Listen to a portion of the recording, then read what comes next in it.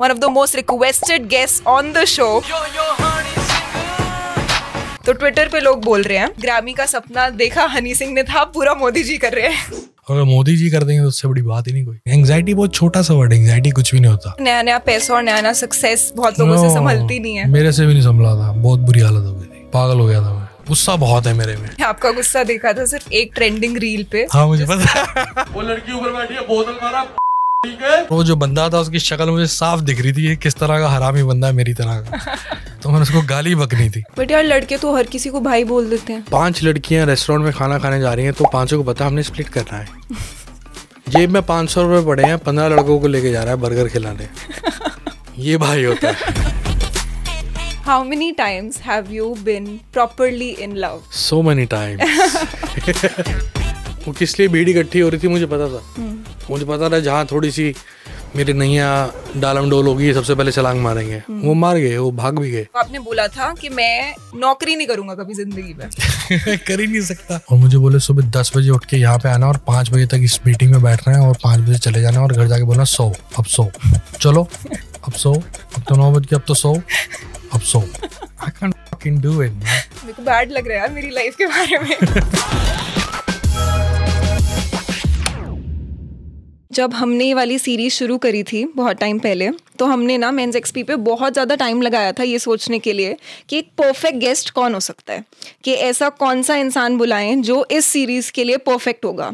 और I think अगर अभी भी हम अपने ऑफिस में जाके अपना विजन बोर्ड देखें, उस पर पहले नंबर पे नाम लिखा होगा यो हनी सिंह। और आज मतलब things work in such a mysterious way कि 1 साल चेस करने के बाद, और हम तब भी आपको बहुत रीच आउट किया था, ऑफ कोर्स चीज़ें हुई नहीं, बट 1 साल चेस करने के बाद आज दिवाली वाले दिन you know you have come like the light at the end of the tunnel for us.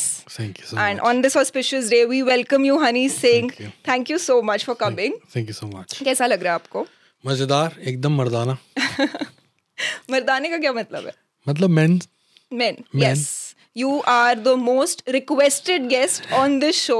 और ये मैं आपको फ्लैटर करने की नहीं बोल रही, हमने ऐसे 30-31 एपिसोड शूट कर लिए हैं और कमेंट्स में मजाल है कि आपके नाम के अलावा किसी और का नाम आए। कमाल है। Yes, so it's like we've manifested you. Thank you so much. आप ना हमेशा एक चीज़ बोलते हो कि आपने हमेशा सपने अपनी औकात से बाहर देखे हैं, राइट? और शायद तभी आपको चीज़ें मिली भी हैं। आपको वो अपनी पहली मेमोरी याद है कि पहला सपना कौन सा आपने अपनी ऐसे बाहर सोचा था? बहुत सारे, शुरू से ही। मैं स्कूल में भी बहुत डांस कंपटीशन, एक्टिंग कंपटीशन में पार्ट लिया करता था, तो तकरीबन 20-25 लोग उसमें हिस्सा लेते थे। लेकिन मेरे को यही लगता था कि शायद मैं परफेक्ट हूँ और मैं इनसे बेहतर हूँ और मैं इसको जीत जाऊँ, तो मैं जीत जाता था। तो मेरे को ऐसा सच याद नहीं, लेकिन शुरू से ही खिताब बहुत जीते मैंने, तो वो सारे खिताब अपनी औकात से बाहर ही सोचे थे और जीतता गया और आज तक जीत रहा हूँ। कोई अभी कोई ऐसा अधूरा सपना जो आप पूरा करना चाहते हो? अधूरे सपने तो बहुत सारे हैं ऐसे। फ़िलहाल अभी तो फोकस यही है कि अपने गाड़ी ट्रैक पे आई है थोड़ी सी, और मेरे फैंस थोड़े खुश हुए हैं मुझसे, तो उनको बहुत सारा खुश करना है। जैसे पहले पागल कर दिया था अपने लिए, वापस ऐसे पागल सा करना है। और जो लोग नहीं हैं मेरे फैंस, आज जो नई जनरेशन आई है, जो एक जनरेशन गैप है, उनको भी अपने लिए उस तरह पागल करना है जिस तरह किसी दौर में एक काफ़ी सारी आवाम को किया था। पर एक चीज़ बोलूं, बहुत सारे लोग ना, बहुत सारे आर्टिस्ट, बहुत सारे सेलिब्रिटीज़ ऐसे लाखों करोड़ों रुपए स्पेंड करते हैं अपनी पीआर पे लगाने के लिए, सिर्फ रेलेवेंट रहने के लिए। आप जब थे आप तब भी रेलेवेंट थे, आप जब नहीं थे तब भी रेलेवेंट थे, और आप अभी भी रेलेवेंट हो। So what is the secret to you being omnipresent? पता नहीं, तो लोगों का प्यार है। बाकी मेरी कोशिश ऐसी रही है कि जो मैंने काम किया है वो थोड़ा फ्यूचरिस्टिक किया है, अपने समय से आगे का काम किया है, तो शायद वो इतना ज़िंदा रहा कि आज मुझे ज़िंदा रख पा रहा है। अगर आपको अपनी लाइफ डिस्क्राइब करनी होती एक शब्द में, कि जब से आप पैदा हुए हो तब से अब तक, तो वो एक शब्द कौन सा होता? सुपरनैचुरल। सुपरनैचुरल, ऐसा क्यों? क्यों, हुआ बहुत कुछ है मेरे साथ जो सुपरनैचुरल है, और सुपरनैचुरल पावर्स ने मुझे कहाँ से कहाँ लेके गए, फिर ख़राब हुई, फिर सुपरनैचुरल पावर्स आई, फिर वापस सब कुछ ठीक करने लग गई। तो मुझे लगता है supernatural is the perfect word for my life. It's been really very supernatural. I think your audience will agree. Yeah. लोग वैसे आपसे बहुत ज़्यादा पूछते होंगे शाहरुख खान के बारे में, अमिताभ बच्चन के बारे में, बट हमें आपसे पूछना है AR रहमान के बारे में, क्योंकि एक अलग फैसिनेशन है आपकी उनके टुवर्ड्स. वो तो उस्ताद है मेरे एक तरफा, मतलब मैं उनको उस्ताद मानता हूँ. उन्होंने मुझे चेला माना नहीं माना, कभी शायद कभी मानेंगे, डेफिनेटली मान लेंगे एक दिन. तो वो कहानी ये है कि जब मैं 10 साल का था तो मेरे गुरुजी मेरे घर पे एक कैसेट लेकर आते हैं. एक पंजाबी फैमिली में एक कैसेट आती है और मैं कोई पंजाबी गाना सुन रहा हूँ या मैं आर.डी. बर्मन सुन रहा हूँ, तो वो बोलते हैं कि बेटा आर.डी. बहुत सुन लिया, अब ये सुनो. तो एक तामिल कैसेट मुझे सुनाई जाती है और वो म्यूज़िक मुझे सुनाया जाता है जो मेरे दिलो दिमाग पे हावी हो जाता है. तो मैं बोलता हूँ कि गुरुजी ये क्या है? वो कहते हैं ये आदमी पूरी दुनिया को हिला देगा अपने म्यूज़िक से, आज के बाद तुम सिर्फ इसे सुनोगे.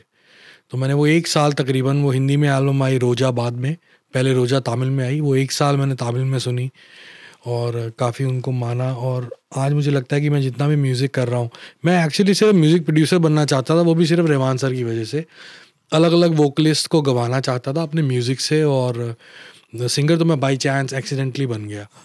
और वही आगे मेरा मेन फोकस है कि मैं अपने म्यूज़िक प्रोडक्शन को और रिफ़ाइन करूं, और इतना रिफ़ाइन करूं कि एक दिन कुछ ऐसा गाना बने कि मैं रहमान सर के पास लेके जाऊं और कहूं कि आप गाओ और वो गाएं. बट आप दोनों की पर्सनालिटीज इतनी अलग हैं, बहुत अनबिलीवेबल लगता है कि आप उनको ऐसे वो करते हो. नहीं, मुझे ऐसा लगता था कि मेरी पर्सनालिटी उनसे बहुत अलग है. अभी क्या हुआ कि हमने इंडिया टूर किया. मैं रहमान सर से 3 दफ़ा मिल चुका हूँ. तो हमने इंडिया टूर किया तो हम लोगों ने पूरा नॉर्थ इंडिया से लेके साउथ इंडिया तक उसमें था. 16 सिटीज़ थी, नेपाल भी था उसमें. तो हर सिटी में 35,000, 30,000, 25,000 लोगों का जैम पैक था. और चेन्नई में सिर्फ 7,500 लोग. तो मैं बहुत परेशान हूँ. रोहित भाई जो मेरे मैनेजर हैं, तो मेरा मूड बड़ा ऑफ सा. मैं स्टेज पे पहले गाने के बाद ही जब देखा क्राउड आधे से भी कम भरा हुआ है, तो मैं पीछे आया. मैं कहा भाई ये क्या है, अगर चेन्नई ऐसा रिस्पॉन्स था तो डाला ही क्यों था. वो कहते हैं आप परफॉर्म करो, आपके लिए सरप्राइज़ है. मैंने कहा अच्छा, पता नहीं क्या है. फिर मेरा मज़ा नहीं आ रहा. जैसे तैसे मैंने वो शो ख़त्म किया, अपना बेस्ट दिया. मैं वापस आया, होटल आए हम लोग. तो मैंने बोला क्या सरप्राइज़ है. तो रात के 1 बज रहे थे. तो कहते 2:30 बजे रहमान सर ने घर पे बुलाया, ये सरप्राइज़ है. ओहो. तो हम रात को घर गए, सर ने बुलाया और मैं अपनी पूरी टीम ले गया. 10-15 लोग सारे, आज फ़ोटो कराएंगे. कपड़े चेंज किए, जैकेटें वैकेटें पहनी हमने, बाल सेट किए. तो सर ने सबको बिठा दिया अपने बाहर एरिया में और कहते yo you come with me inside. तो मुझे अंदर स्टूडियो में ले गए. और तब उनसे जो बातें हुई, वो इंसान जो दुनिया समझती है कि बोलता ही नहीं है, वो 1 घंटा इतना कुछ बोले about music, about world, about politics, about love, about relationships, about everything in the world. और मैं सिर्फ उनको देखे जा रहा था और वो 1-1.5 घंटा कहाँ बीत गया पता ही नहीं चल रहा. वो बोलते रहे. तो मुझे लगता है कि उनकी मेरी पर्सनैलिटी बहुत ज़्यादा मिलती है. मतलब मैं भी जहाँ ज़रूरत होती है वहाँ बोलता हूँ, या जहाँ पैसे मिलते हैं वहाँ बोलता हूँ. तो और बाकी सिर्फ ये चीज़ें नहीं है. मुझे लगता है कि म्यूज़िक की तरफ जो उनका प्यार है और जो म्यूज़िक के लिए जो मेरा प्यार है, वो भी उतना ही शिद्दत से है. तो कहीं ना कहीं काफ़ी सिमिलैरिटीज़ हैं. और उनके गानों में भी अगर आप ये कहें कि रहमान सर को देखिए कि रहमान सर नॉटी नहीं है, तो रहमान सर के नॉटी गाने भी बहुत सारे हैं. तो रुकमनी शादी के बाद का क्या हुआ, और भी बहुत कुछ. इश्क भी बहुत है उनके गानों में, उनकी म्यूज़िक में सुनाई देता है वो. और उनकी अगर आपने उनको पूजा है मेरी तरह, तो आपको उनकी पर्सनालिटी मिलने से पहले ही पता लग जाएगी कि सर के अंदर बहुत सारे कलर्स हैं, जो लोगों ने उनके ना बोलने की आदत की वजह से शायद कम जाने, लेकिन उनमें बहुत सारे कलर्स हैं. आई थिंक सिमिलर आपके साथ भी हुआ था. इतने टाइम तक आपने इंटरव्यूज नहीं दिए, लोगों ने सिर्फ एक चीज पकड़ ली. बस वो जान ही नहीं पाए कि शायद आपके कौन से डिफरेंट शेड्स हैं. जैसे मेरे लिए तो आप एक रॉक स्टार हो, आप एक सिंगर हो, आप एक रैपर हो, आप एक म्यूजिक प्रोड्यूसर हो. बट आपके ना कुछ जो अब आप रिसेंट इंटरव्यूज देने लग गए हो, वो देख के लगता है कि आप एक फिलोसोफर भी हो, क्योंकि आपको लाइफ का सार या तो समझ आ चुका है. और अगर ऐसा है then we would love to ask you, for you what is the meaning of life. वही है कि ज़िंदगी बचपन से समझ लीजिए, जिस हालातों में हम लोग बड़े हो रहे थे, जहाँ पे मैं बड़ा हुआ हूँ, वो करमपुरा वेस्ट दिल्ली के अंदर एक छोटी सी जगह है जो अब एक बहुत डेवलप्ड जगह बन चुकी है, लेकिन पहले नहीं थी. तो वो जगह, वो सड़कें इंसान को सब सिखा देती हैं, और पहली बात ये समझा देती है कि ज़िंदगी मुश्किल है अगर इसे मुश्किल मानोगे तो और मुश्किल होती जाएगी, अगर इसे मशूका मान लोगे तो ये प्यार करेगी। तो ये चीज़ छोटी उम्र में समझ ली थी, तकलीफ़ों में बड़े हुए, लेकिन हंसते रहे, गुनगुनाते रहे, मस्ती करते रहे, मजाक करते रहे, लोगों को तंग करते रहे, और भाई ऐसा मैं बचपन से ही था। तो ज़िंदगी यहाँ तक पहुँच गई, और मैं कभी ज़्यादा इंटरव्यूज़ दिए नहीं तो लोगों को मेरा अंदर पर्सपेक्टिव नहीं पता था। लेकिन मेरे ऊपर डॉक्यूमेंट्री आ रही है नेटफ्लिक्स पे, जिसके अंदर जो मैं हूँ एक्चुअली में, उन लोगों ने 1.5 साल मुझे फिल्म किया है, शूट किया है, और वर्ल्ड वाइड मेरे साथ घूमे हैं वो लोग, और कई सारे ऐसे सवाल उन्होंने पूछे हैं जो हर इंसान शायद मुझसे पूछना चाहता होगा, और कई सारे ऐसे जवाब हैं जो मैं देना चाहता हूँ जिसके सवाल ही नहीं मुझसे आज तक पूछे गए। तो वो सब कुछ है उसमें। आई थिंक लोगों को देख के वो समझ में आएगा कि मैं एक्चुअली में क्या हूँ। वो तो गाने तो एक किरदार हैं जो मैंने एक इमेजिनेशंस बनाई कि एक ऐसा सा लड़का प्यार करेगा तो क्या करेगा, एक ऐसा सा लड़का मस्ती करेगा तो क्या करेगा, ऐसा सा लड़का दारू पी के क्लब जाएगा तो क्या करेगा। तो वो एक अलग अलग कैरेक्टर्स थे जो मैंने अपनाए और बहरूपिये की तरह उसको निभा दिए। तो लोगों ने लगा हनी सिंह ऐसा ही है, लेकिन वो मैं नहीं हूँ। तो डॉक्यूमेंट्री में पता चलेगा एक्चुअली कि मैं क्या हूँ। और सारे लोग वेट कर रहे हैं। हाँ, वो एडिट चल रहा है उसका 200 लैंग्वेजेस में डब होनी है वो। Oh wow. किसी को नहीं छोड़ना, सब देखेंगे। नेटफ्लिक्स वाला चाहते हैं सब देखें। मैं चलो ठीक है, मेरा तो फोकस शुरू से लेके आज तक मेरी हिंदुस्तानी आवाम ही है, क्योंकि 150 करोड़ लोग हो गए हम लोग, और अगर यही लोग घर के लोग ही जान लें तो वही बहुत है, बाहर वाले जाने ना जाने उनको परवाह नहीं है। ऐसा लगता है आपको कि घर वाले लोग भी शायद रियल यो हनी सिंह को नहीं जानते? आवाम बहुत है ना। अभी हम परसेंटेज देखें तो कितने लोग हैं जो टेलीविजन एंटरटेनमेंट के साथ जुड़े हैं, उसके बाद कितने लोग हैं जो उसमें म्यूज़िक के साथ जुड़े हैं, उसके बाद कितने लोग हैं जो हनी सिंह का नाम जानते हैं, उसके बाद कितने लोग हैं जो उसके बारे में जानना चाहते हैं। तो परसेंटेज बहुत कम हो जाती है। सो मेरा फोकस है कि 150 करोड़ लोगों को पता चले कि इंसान कौन है, भले जिसको मेरे म्यूज़िक के बारे में नहीं भी पता, उसके बाद वो शायद मेरे म्यूज़िक की तरफ जाए कि अच्छा इसका म्यूज़िक कैसा है ये बताओ, अच्छा इसने ये चीज़ ऐसे बनाई, ये चीज़ वैसे बनाई। तो ये है। एक चीज़ बताओ, आपको लोग इतना पसंद क्यों करते हैं? मतलब मेरे को मेरा आंसर पता है, मैं तो बड़ी हुई हूँ गाने सुनते सुनते, बट पता नहीं, अपने आप ही है सब कुछ है। जो ये चीज़ आप कर नहीं सकते, ये अपने आप होती है। और मुझे ऐसा लगता है कि बस पानी में कूद जाना चाहिए और अपनी बॉडी को छोड़ देना चाहिए, आप अपने आप तैर जाओगे अगर आपको तैरना है तो ये चीज़ें करके नहीं हो सकती, ये करने की इच्छा से नहीं हो सकती, करने की इच्छा से नहीं हो सकती कि मुझे लोग चाहें, मुझे लोग प्यार करें। आप अपने काम को, अपनी ज़िंदगी को इतना प्यार करो कि लोग देखें कि यार ये एक मजदूर भी अगर एक खड्डा खोद रहा है तो वो इतनी शिद्दत से अगर खड्डा खोदे जा रहा है तो सामने वाला बंदा कहेगा यार क्या मेहनत है बंदे की, यार I respect you for that. तो वो करते रहना चाहिए बस, कभी ना कभी तो वो स्पॉटलाइट पड़ती है आप पे। बिल्कुल। और आपको ऐसा क्यों लगता है कि है एक छोटी ऑडियंस वो भी है जो आपको नापसंद करती है? हाँ, वो आपको क्यों लगता है कि वो क्यों? उनके बारे में कभी सोचता ही नहीं, आज तक नहीं सोचा मैंने। नहीं? आज तक कभी तवज्जो ही नहीं दी उनको, क्योंकि मैंने अभी भी मैं बैठा हुआ आपके सामने 150 करोड़ लोगों की बातें कर रहा हूँ, तो मैं वो 15,000 लोगों के बारे में क्यों सोचूं, या वो 1500 लोगों या वो 15 लोगों के बारे में क्यों सोचूं? मेरा फोकस हिल जाएगा। मैंने कभी सोचा ही नहीं उन लोगों के बारे में। कोई ऐसी चीज़ है जो आपको लगता है कि मेरे बारे में बहुत ही ज़्यादा मिसअंडरस्टूड है? My self, me, totally 100% of me is misunderstood 100% of me। तो एक ऐसी चीज़ जो आज आप बताना चाहोगे? नहीं, आज कुछ नहीं, मैं डॉक्यूमेंट्री के अंदर, क्योंकि सब कुछ धीरे धीरे पता चलेगा उस 1.5 घंटे की डॉक्यूमेंट्री में, और मैंने तो अभी देखी नहीं, अभी एडिट के बाद देखूंगा। तो मुझे लगता है कि धीरे धीरे लोग अपने आप समझें और अपने आप जानें तो वो ज़्यादा बेहतर है कि मैं खुद बताऊं। कहते हैं कि मरने से जस्ट पहले भगवान दिखता है बहुत लोगों को। अगर ऐसा कोई मोमेंट आया जिसमें आप भगवान को देख सकें और उनसे कोई एक क्वेश्चन पूछ सकें, तो क्या पूछोगे? कि मुझे ऐसा क्यों बनाया अच्छी वे में, बुरी वे में? ऐसे ही, मुझे ऐसा क्यों बनाया, मुझे ये ज़िंदगी क्यों दी, इसकी क्या वजह थी? किसी और को भी दे सकता था, या मुझे कोई और ज़िंदगी भी दे सकता था। क्योंकि मुझे ये ज़िंदगी क्यों दी, ये सवाल इसलिए पूछता मैं भगवान से कि मैं कुछ और क्यों नहीं हो सकता इसके अलावा। ये मैं कई बार सोचता हूँ, लेकिन मैं क्यों नहीं बन पाता कुछ और, या मैंने कुछ और क्यों नहीं सोचा इसके अलावा बनने के या करने के अलावा। तो ये मुझे ज़िंदगी क्यों दी, इसका क्या जवाब है? हम भी जानना चाहेंगे। इंटरेस्टिंग है।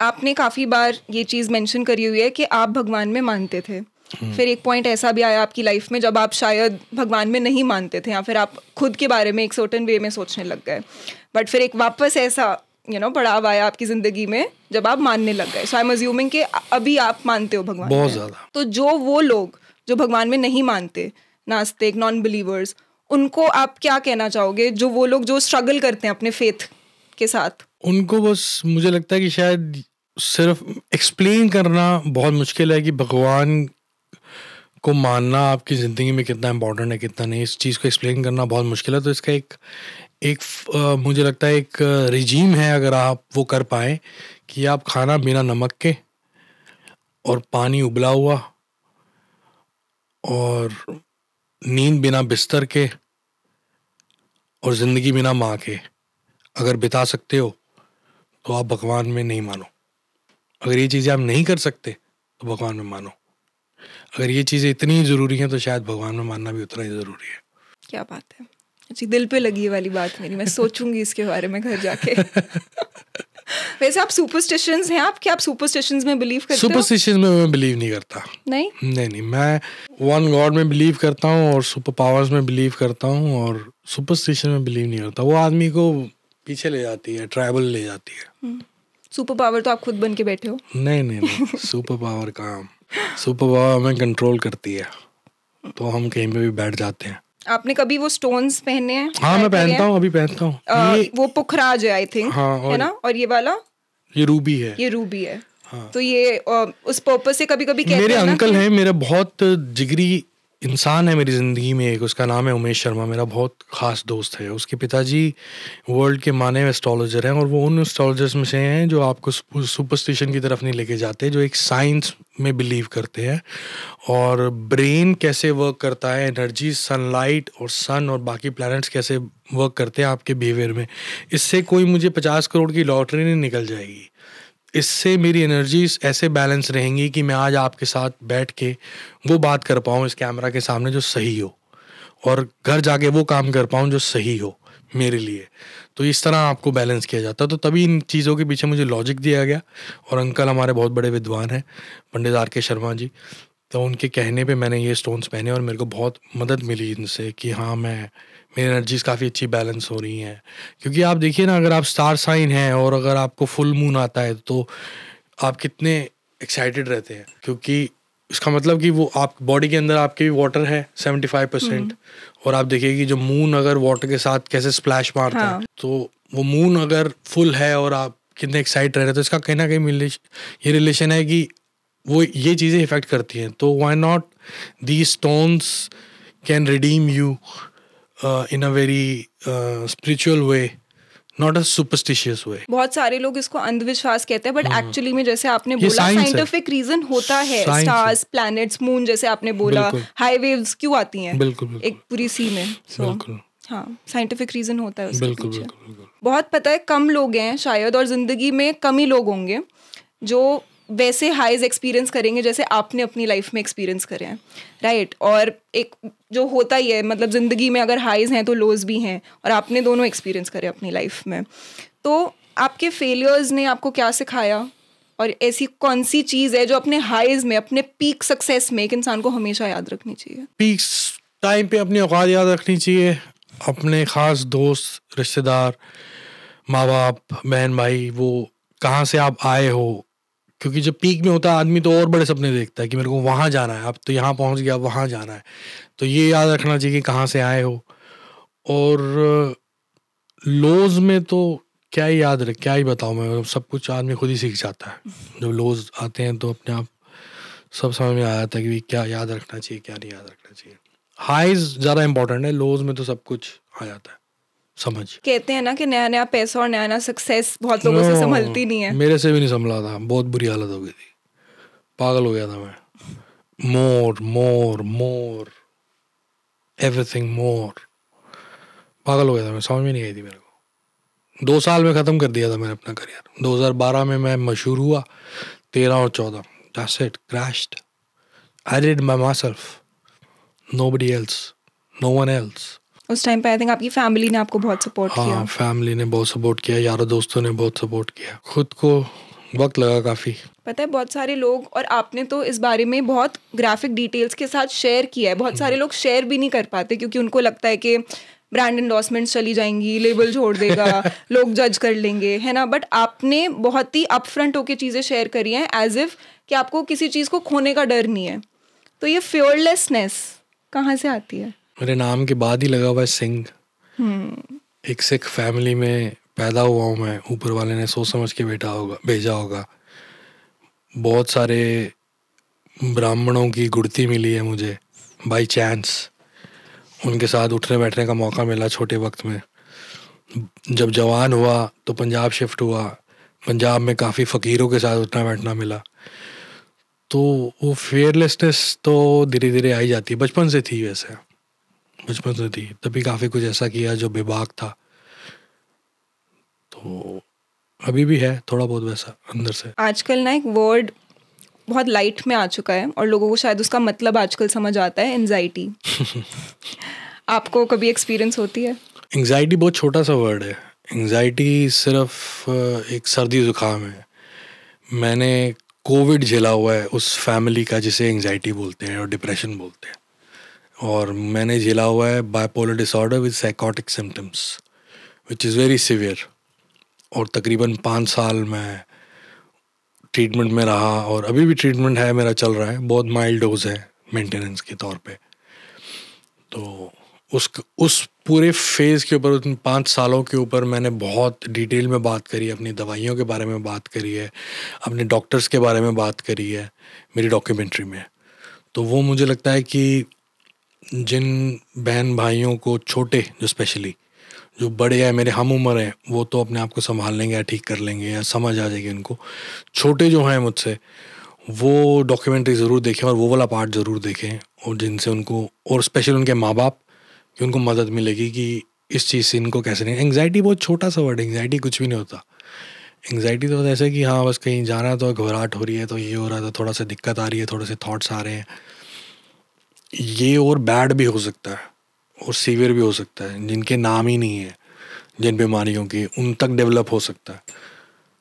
तो मैंने काफ़ी डिटेल में बात करी है डॉक्यूमेंट्री में, उसमें सुनेंगे। बिल्कुल, उसमें सुनेंगे।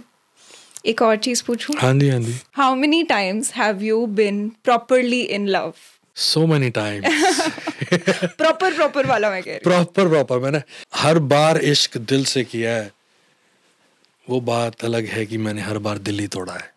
आपका टूटा है कभी? हार्ट ब्रेक होता है। कभी ऐसा हो जाता था कि मेरा दिल टूट गया बिना किसी बात के, तो मैंने दिल तोड़ दिया किसी वजह को ढूंढ के। इससे सब रिलेट करेंगे, सबने किया ही है। क्या शेर बोल दिया मैंने, खुला शेर कि मेरा दिल टूटा बिना किसी बात के और मैंने दिल तोड़ दिया। पता नहीं क्या रिकॉर्डिंग में आया होगा, पहले भूल गया। मैंने दिल तोड़ दिया कोई वजह ढूंढ के। हाँ, क्या बात है, very nice, original, sing mode on. तो आप कैसे प्रोसेस करते हो हार्ट ब्रेक, या कैसे किया है आपने लाइफ में? कुछ नहीं, मैं काम की तरफ ध्यान देता हूँ, काम की तरफ। मेरा ना बेसिकली मैंने ये चीज़ समझ ली है कि मैं किसी इंसान से इश्क करने के लिए नहीं बना। तभी मेरी अटैचमेंट जो मेरी माँ बाप के साथ है, मेरी बहन के साथ है, मेरे दोस्तों के साथ है, मेरे भाइयों के साथ है, या किसी माशूका के साथ है, उसको मैंने बहुत बीमारी के बाद बैलेंस करना सीख लिया है कि ये मेरा पर्पस नहीं है, ये इश्क मेरा पर्पस नहीं है, मेरा इश्क कुछ और है जो मुझे ऊपर वाले ने चुन के काम दिया है।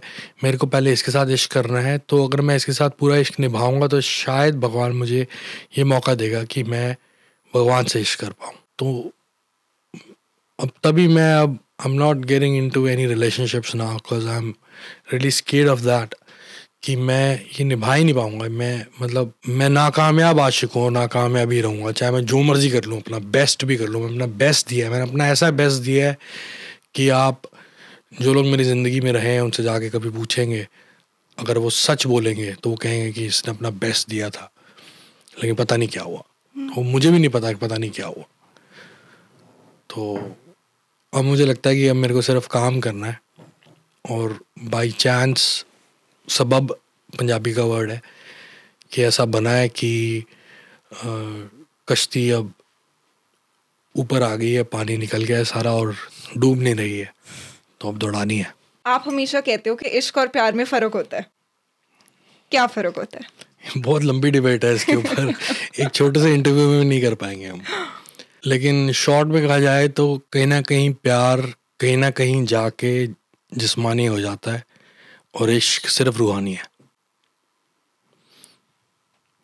तो इश्क बिना जिस्मानी अगर करके दिखाओगे तो वो रूहानी बन जाएगा, तो वो इश्क है, नहीं तो तुम प्यार ही कर रहे हो। Then keep saying I love you. आप क्यों सिर्फ म्यूजिक प्रोड्यूसर बनना चाहते थे? आपको तो शेर और शायरी का इतना वो आ रहा शायरी है। बहुत करता हूँ मैं, शायरी का मेरे साथ ट्रेजेडी हुई है। मैं इश्क में पड़ गया था पिछले साल और मैंने एल्बम बना डाली हनी 3.0 और पूरी आशिकी के ऊपर, और शायरी और गाने हो गए 3-4 फ्लॉप उसके। और फिर मेरे दोस्त भाई आए पंजाब से, वो कह रहे बाजी क्या कर रहे हो आप, ये क्या हो रहा है, तुझ पे प्यार ये सब नहीं सुनना हमने हनी सिंह से। मैंने कहा भाई क्या सुनना है, हमने ठेठ पंजाबी सुनना है, ये सुनना। मैं कहा मैं तो 12 साल से पंजाब में नहीं रह रहा यार, मैं क्या लिखूंगा। कहते हम लिखते हैं आपके लिए। मैं चलो आप लिखो मेरे लिए। तो फाइनली अब कुछ गाने कूले हमने ये सब किया और सब चल रहा है और कला स्टार कर दिया और आ रहे हैं गाने। नहीं तो शेर व शायरी में मैं बहुत घुस गया था। शेर व शायरी तो मैं आपको नज़म भी सुना सकता हूँ वैसे। सुनाओ। वो मैंने रिलीज करनी थी, उसका नाम है फ्री का शायर। तो वो आज मैं एक्सक्लूसिवली आपके चैनल से सुनाता हूँ सबको। क्या बात है, और हमारी हैप्पी दिवाली हो रही है। हैप्पी दिवाली है सबको। तो ये आधी नज़म सुनाऊंगा, आधी आप मैं जब रिलीज करूंगा तब आप सुनना। डन। तो इसमें है कि राज थे दिल के अल्फाज मिल के बताऊंगा मैं लिखे जो दिल से, किस्से थे जिनके आशिक हैं गिन के, हो गए वो खत्म अब बनती उन पे बस फिल्में। शायर सब मर चुके हैं, सूली सब चढ़ चुके हैं, जो आज मैं करना चाहूँ वो कब का कर चुके हैं। मेरा लहू अब स्याही बनेगा, नज़मों पे नज़में लिखेगा, दिलों पे दूंगा दस्तक, दस्तखत पे दस्तखत करेगा, दस्तखत पे दस्तखत करेगा। खून की स्याही है मेरी और शामी आना ऐसे भरेगा।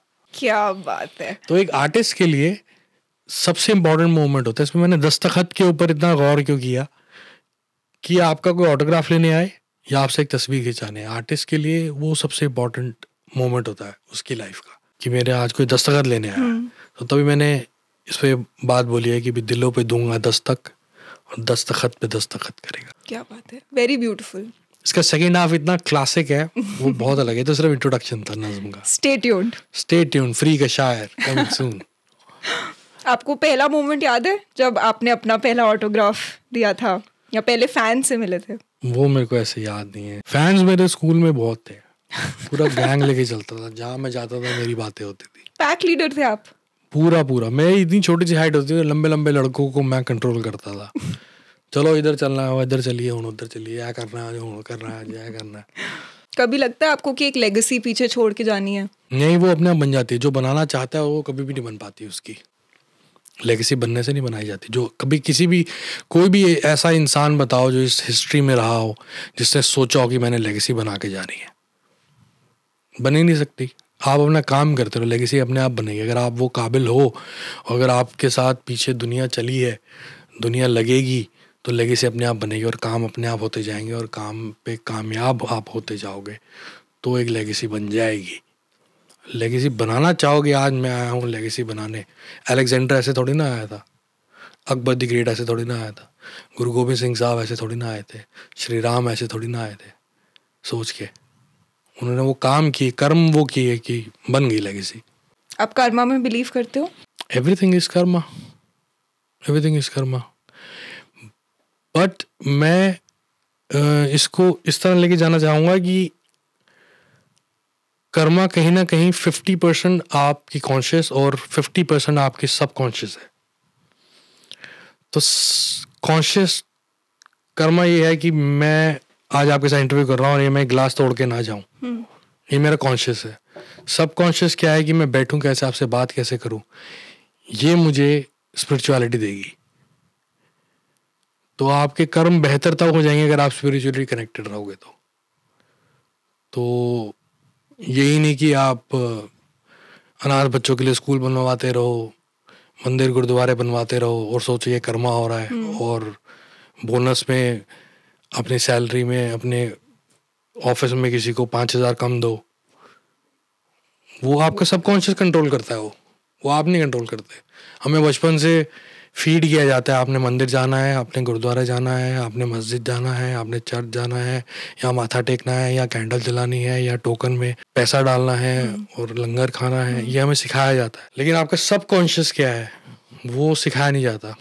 वो अपने आप ड्राइव होता है, आप इंटरनली कितने स्पिरिचुअल हो, वो इंस्टिंक्ट होता और वो आपसे एग्जैक्ट सही कर्मा करवाता जाता है एट सही सर्टन मोमेंट ऑफ टाइम, और उससे लेगेसी अपने आप बन जाती है।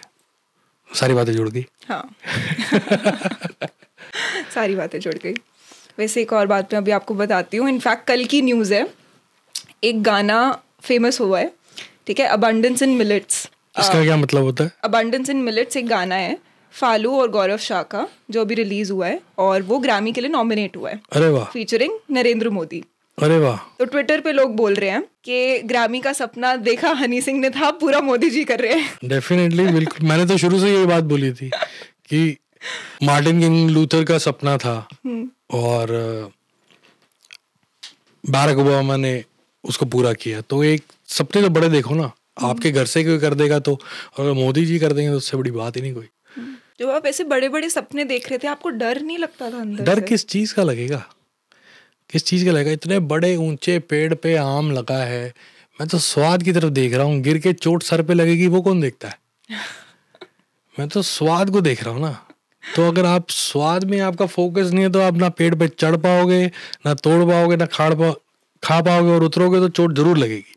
सही बात है। बहुत सारे ना यंग बॉयज़, यंग मैन हमारा ये प्लेटफॉर्म देखते हैं या चैनल देखते हैं, अगर उनको कोई एडवाइस देनी होगी आपको अपने पूरे एक्सपीरियंस के साथ, तो क्या बोलोगे? पहली बात तो कोई एडवाइस नहीं देना चाहूँगा। सब बहुत समझदार हैं और धक्के खा रहे हैं अपनी अपनी ज़िंदगी में, और बाकी यही है कि सिर्फ एडवाइस छोटी सी है कि भी माँ बाप का ख्याल रखो, भले उनकी बात ना सुनो, वो सबसे इम्पोर्टेंट लोग हैं लाइफ में। और यारी जितनी जोड़ पाओ ज़िंदगी के अंदर, आगे जाके वो काम आती है। और प्यार जितना मर्जी करो, इश्क सोच समझ के करना। आपकी यारी दोस्ती फेम के बाद चेंज नहीं हुई? नहीं, बहुत लोग आए, बहुत लोग चले गए। जो पक्के लोग हैं वो बैठे हैं इसी कमरे में आज भी।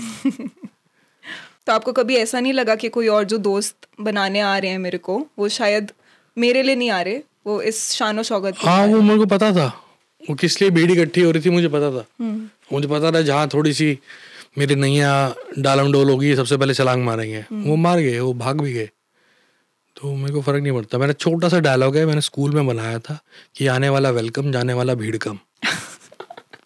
तो इस फॉर्मूला पे चलते हैं हम कि आने वाले के लिए वेलकम है, जाने वाले के लिए भीड़ कम है। पता है, मैं आज आपको बाहर देख रही थी जब आपका शूट भी चल रहा था, और मैं ऐसे भी आपको ऑब्जर्व कर रही थी, और हनी सिंह के साथ ना, हनी सिंह नाम के साथ ही दिमाग में आता है ब्लिंग, सुपरस्टार, रॉक स्टार, सारी चीज़ें। बट अभी मैं आपसे बैठ के बातें कर रही हूँ और मेरे दिमाग में अगर मैं कोई वर्ड सोचूं तो एक वर्ड जो मैं आपके लिए शायद यूज़ करूँगी, वो मैं बोलूँगी सिंपल। सिंपल है। मैं तो कॉन्ट्रास्ट देख के हिल गई। लाइफ ही सिंपल है अगर आप बनाना चाहो तो। Success is very simple, hard work is so simple. Hard work ना करना बहुत मुश्किल है, बहुत मुश्किल है हार्ड वर्क ना करना। गेम खिलानी, कैसीनो पे लेके जाना, क्लब में लेके जाना, दारू पिलानी बहुत मुश्किल है, ज़्यादा देर करना। हार्ड वर्क करना वेरी सिंपल। लैपटॉप पे बिठा दो, एसी ऑन कर दो, स्टूडियो का स्पीकर ऑन कर दो, बस कुछ यार दोस्त घूमते रहे आसपास, चलो ठीक है मैं बीट्स बना रहा हूँ, ये बीट्स कहीं काम आएंगी। सिंपल। म्यूजिक से आपको प्यार है, इश्क है? इश्क बेइंतहा अलग ही चीज़ है, वो एक रास्ता है बेसिकली जो मुझे मिला है, और जो म्यूजिशियंस हैं वो ब्लेस्ड हैं कि उनको ये रास्ता मिलता है। तो इश्क है वो तो खतरनाक वाला। आज कहने को आपके पास पैसा, मनी, सक्सेस, फेम, पावर, सारी चीज़ें हैं, कोई एक ऐसी चीज़ लगती है कि ये चीज़ नहीं है? टाइम, वक्त नहीं है। अपने लिए या अपने वालों के लिए? अपने दोस्तों के लिए, हम लोग माँ बाप के लिए, उनको तो टाइम नहीं है। जैसे पहले होता था वो वाला, ऐसे बैठ गए और बस घड़ी नहीं देखनी और बस कैलेंडर नहीं देखना, मतलब आज इस दिन के लिए चलो, आज अगर हमने सोच भी लिया कि भाई 4 दोस्त बैठेंगे, आज बियर पियेंगे या पापा मम्मी के साथ बैठूंगा, तो वो पहले कैलेंडर में डलता है कि इस दिन ये जाएगा और इस दिन बैठेगा। वो बिना कैलेंडर में डले और उस कैलेंडर से बिना बाहर निकले, वो वाला वक्त नहीं है।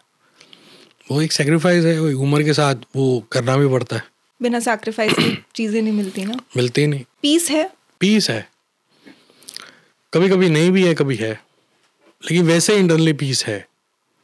पीस ना होता तो शायद मैं यहाँ बैठा ना होता। जो मैंने देखा अपनी ज़िंदगी में और जो बीमारी से मैं निकल के आया हूँ, अगर मेरे में पीस ना होता, पेशेंस ना होती, तो मुझसे निकल ही नहीं पाता। सब्र बहुत है मेरे में, सब्र बहुत ज़्यादा। वैसे आपने ना एक बार एक इंटरव्यू में एक चीज़ बोली थी, वो आपने बोला था कि मैं नौकरी नहीं करूँगा कभी ज़िंदगी में। मैं कर ही नहीं सकता, मैं वक्त पे नहीं उठ सकता। वक्त पे अब तो पहुँच जाता हूँ, पहले वक्त पे भी नहीं पहुँच पाता था, कहीं 4-4 घंटे लेट। और कुछ मैं म्यूज़िक के अलावा कुछ भी डिसिप्लिन से नहीं कर सकता। म्यूज़िक मैं बहुत डिसिप्लिन से कर सकता हूँ। मुझे कोई बोले कि 24 घंटे में से 48 घंटे तेरे को म्यूज़िक प्रोड्यूस करना है, बीट्स बनानी है, गाने लिखने हैं, मैं कर दूंगा। और मुझे बोले सुबह 10 बजे उठ के यहाँ पे आना और 5 बजे तक इस मीटिंग में बैठना है और 5 बजे चले जाना और घर जाके बोलना सो, अब सो, चलो अब सो, अब तो 9 बज के, अब तो सो, चलो अब तो सो। I can't fucking do it, man. I can't do it. मेरे को बैड लग रहा है यार मेरी लाइफ के बारे में। रोज मैं घर जाके अपने आप को बोलती चलो सो।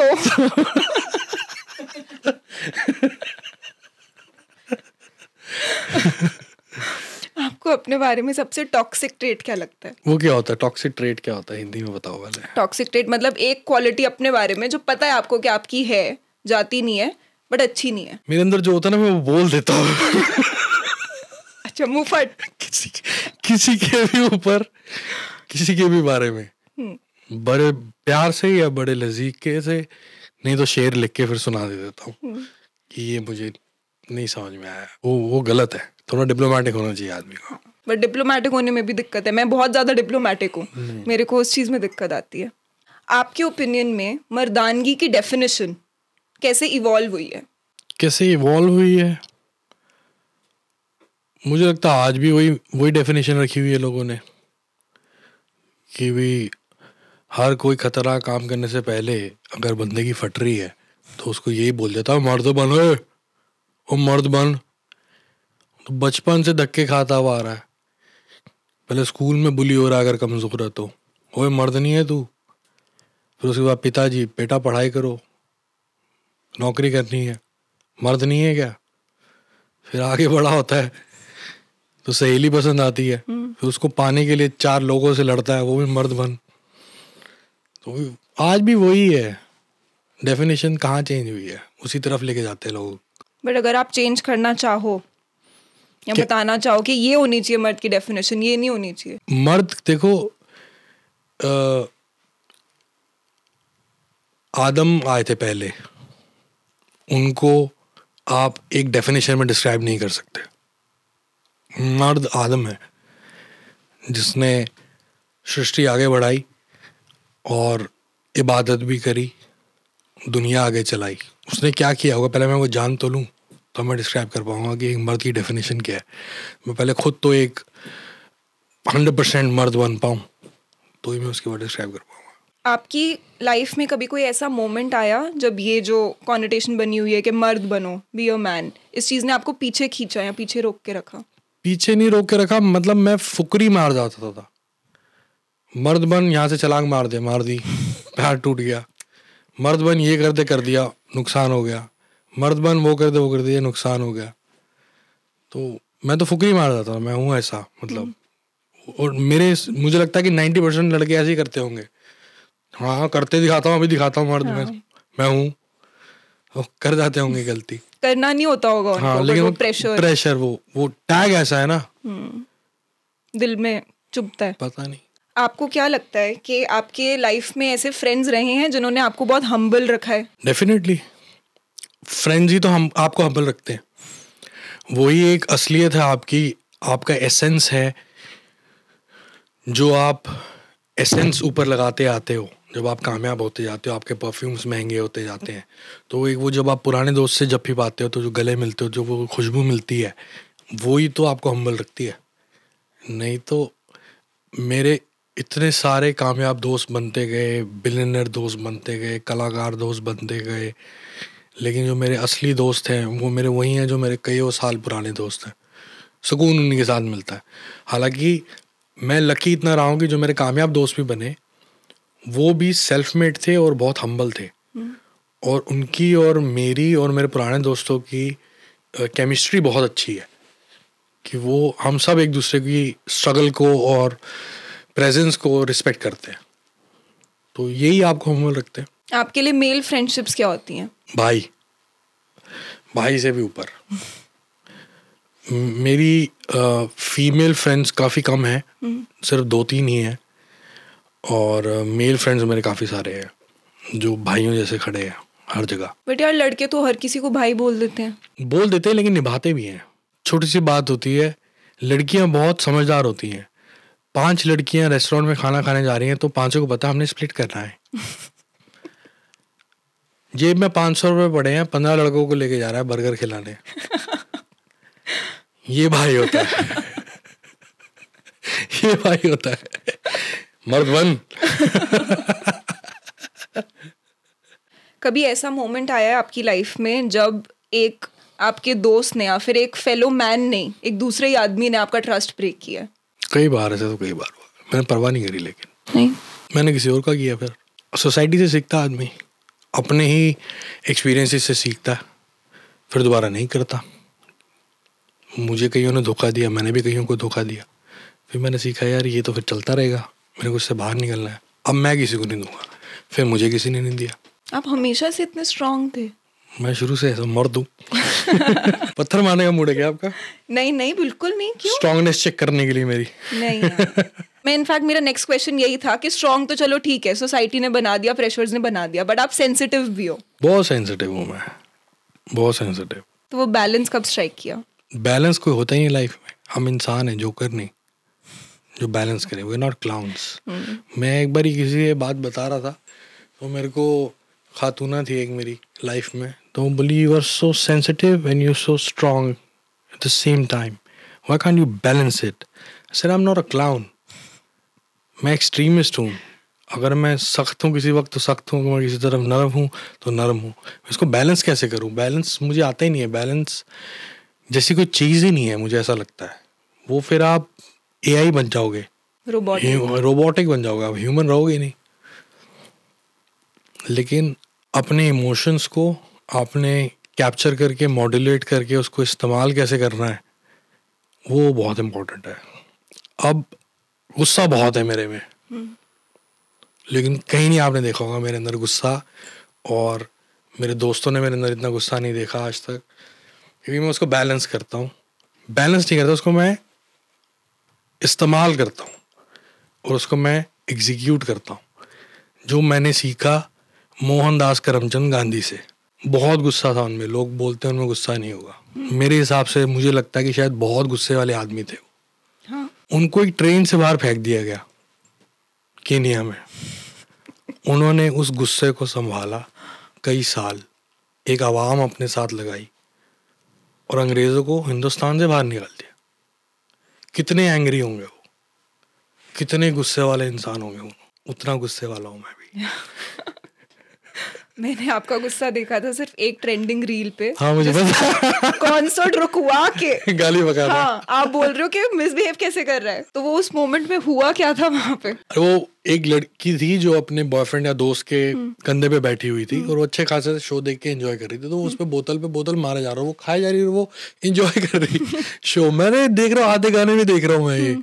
मैंने कहा वो बोतल भी खा रही है, वो कुछ बोल भी नहीं रही बेचारी उसको, क्योंकि उसको शो नहीं छोड़ना। मैं कहा शो ही बंद करो यहीं पे। फिर मैं उसको गाली बकी और मेरे को मम्मी ने घर आके बहुत डांटा कि गाली बकने की क्या जरूरत थी। मैं कहा मम्मी वो मेरे अंदर से निकल गई एकदम, क्योंकि वो मोमेंट ऐसा था, ऊपर दिल्ली में परफॉर्म कर रहा था मैं, और वो जो बंदा था उसकी शक्ल मुझे साफ दिख रही थी, किस तरह का हरामी बंदा है मेरी तरह का। तो मैंने उसको गाली बकनी थी, मैं कहती गाली गुली नहीं बकनी। मैंने ठीक है गाली नहीं बकेंगे। बट गाली एक होता तो वैसे देखो इमोशन निकल जाते, इमोशन होता है वो। हाँ। वो निकल गया। Very angry man. अभी भी वैसे आपके मम्मी पापा आपको फोन करके डांटते हैं? हाँ, हर चीज़ पे डांट पड़ती है, हर चीज़ पे डांट पड़ती है। मम्मी से ज्यादा है पापा से ज्यादा? तरीके से पड़ती है, दोनों से। ताना पड़ता है, डांट नहीं पड़ती। ताना मार के छोड़ देते हैं हल्का सा, वो समझना पड़ता है भाई यार।